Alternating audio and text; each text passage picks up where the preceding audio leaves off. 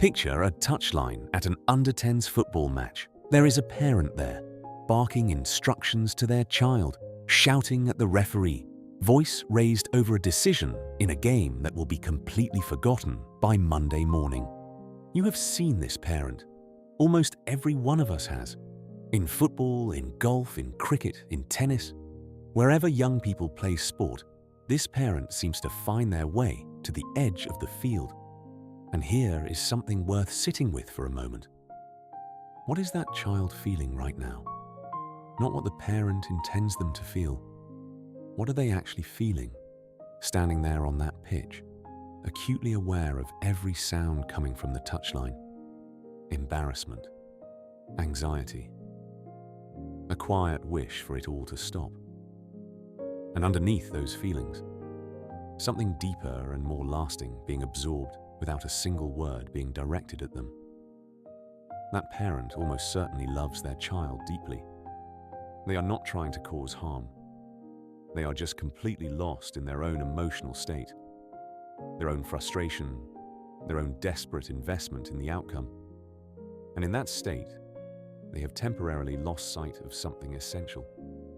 There is a child in the middle of all of this, a child who just wants to play.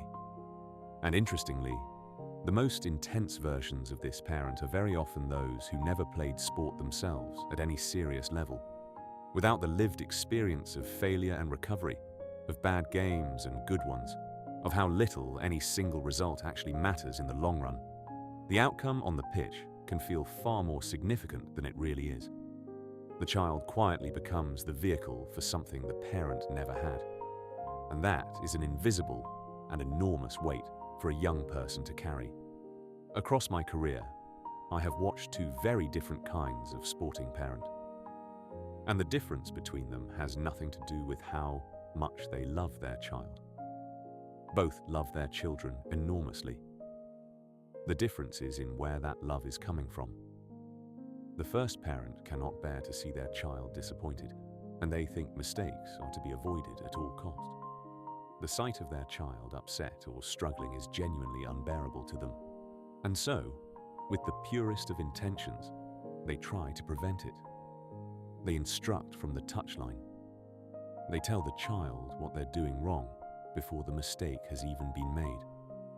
They hover over every decision, every shot, every result, trying to smooth the path so that disappointment never quite lands.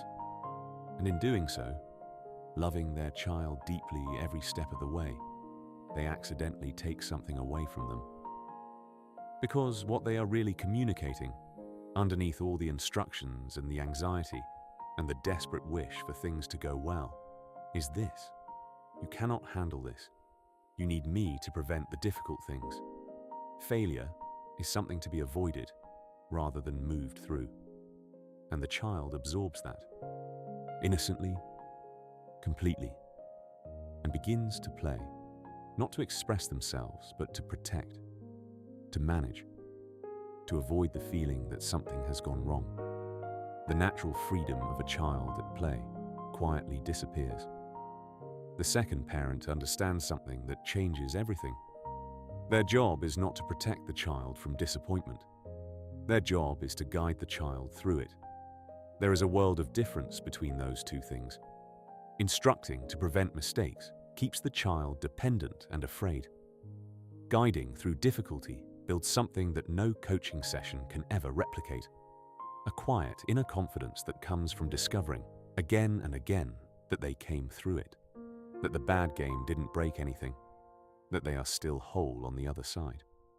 This parent is secure in themselves. They know, genuinely and deeply, that whatever happens on that pitch or that fairway, their child is completely fine.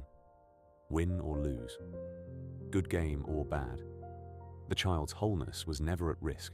It just needs to be trusted.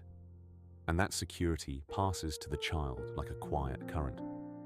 Without a word being said, the child feels it completely.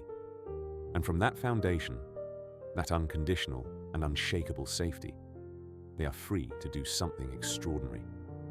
They can play, fully, freely, without fear, They can make mistakes and shake them off because the person they most need to be okay with is completely okay. They can take risks because failure doesn't threaten anything that matters. They discover, through experience rather than instruction, that they are more capable and more resilient than they ever knew. That is the greatest gift a sporting parent can give. Not the prevention of difficulty, but the quiet, steady, loving presence that says, whatever happens out there, you are complete, you are fine, you always were.